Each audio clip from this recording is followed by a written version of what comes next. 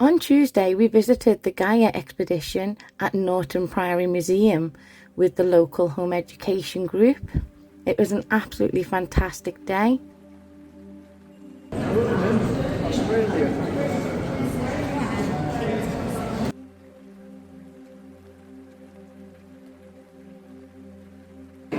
you need to stand here, the lady just explained it to me. So put the moon in front of your face, and then as you look at the shadow there, now if you slowly turn around, you see the shadow change on the moon. If you keep looking at the moon. So you turn right round, right the way, full circle. See, I've not even I knew that the moon changed shape like that. So it all depends. It depends where you live, doesn't it? And Norton Priory always put on some fantastic activities for the children to join in with. It will always be a mixture of history, science and environmental factors, but they always incorporate something for every learning style as well. It's one of the reasons I love them so much. They get so engaged with the children. They don't try and get them there sitting there all quiet or anything like that. They get them really engaged. Everything is catered to the children and is so interactive. The staff are amazing. So you're making your own plans? Recyclable plant pots, just out of paper really. And they're an ideal way of getting started knowing spring.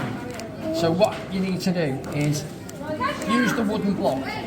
You're doing really good then, anyway. Keep it nice and tight.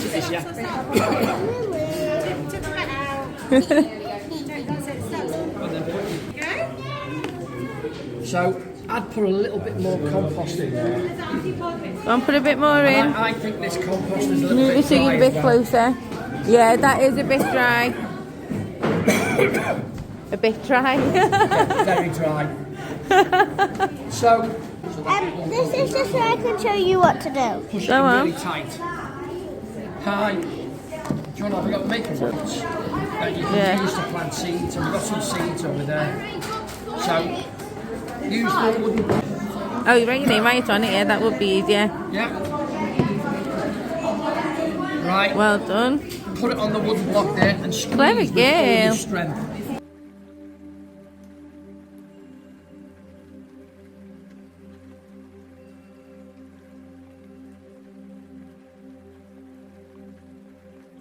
Pick that up for us. Oh, wow. And there's always an interactive story walk, which they love. You're going to be looking at Gaia, the Earth in a bit, the whole planet. So we just wanted to sort of bring it right in and have a look at what we've got here, the habitats we've got here. Now, hundreds of years ago, when they named the places up here, they must have realised I was going to work here because they've kept it simple. So the woodland up here is called Little Wood because it's little. The wood over there is Big Wood because it's big.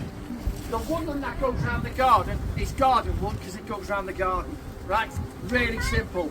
So Little Wood is we're going to have a little bimble up to have a look at things. The reason we've stopped here, we're looking at habitats. The museum is in a way a habitat in itself. When we were rebuilding it about 5 or 6 years ago, if you look at the top of the building, can you see the roof? There's like little slats in the roof. Right? Underneath them is a hole that leads to a box. There's animals that live in that box. Have you got that? Hold it up for us. The bats. There's bats that live in the building. Right? The bats that live there and the bats that live in the woodland are brown, long-eared bats because the brown with long ears. It's as simple as that. If you were a brown, long-eared bat, what's your name? Victor, if Victor was a brown long-eared bat, your ears would be up here, right? If you wanted earrings, you could have so many earrings. They'd look amazing. And when they go asleep, they tuck them under the wings, right? Brown long-eared bats.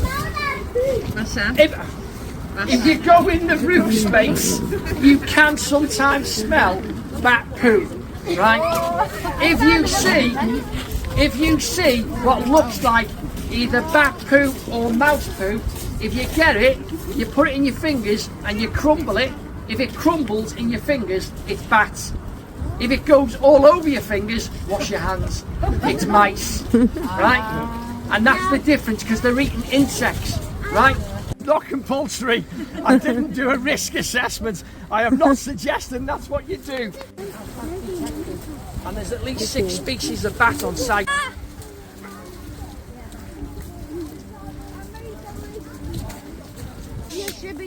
It's a woodpecker. The reason we know it's a woodpecker, because I had a school group in and I said, what do you think lives there?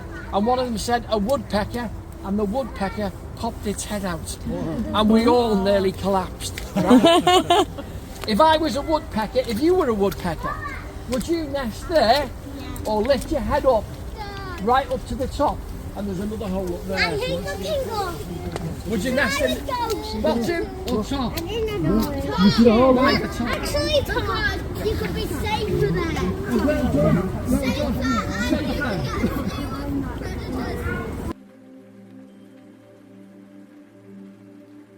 There's no gardeners, there's nobody.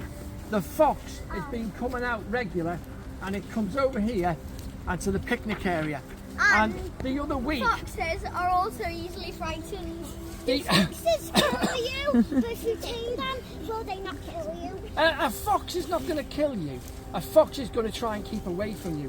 What I did is I put a secret camera in the woods. I put a big tub of cat food. Oh, just like Secret Hat could be some like Minecraft. I've never seen that on Minecraft, but I'll take your word for it. When I came in the next day, something had taken the food, and I had a photograph of it on the camera. Do you know what it was? Fox! Wasn't a fox. It was a wolf. No.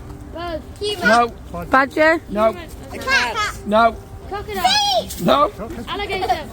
If it was an alligator, I would have been made up. A cat? It was a little terrier. It was someone's dog. They were on the canal and they'd gone for a walk, and the dog had found the cat food. There's also an outside play area as well that the children are welcome to play on whenever they choose. They then sat down to draw the exhibition.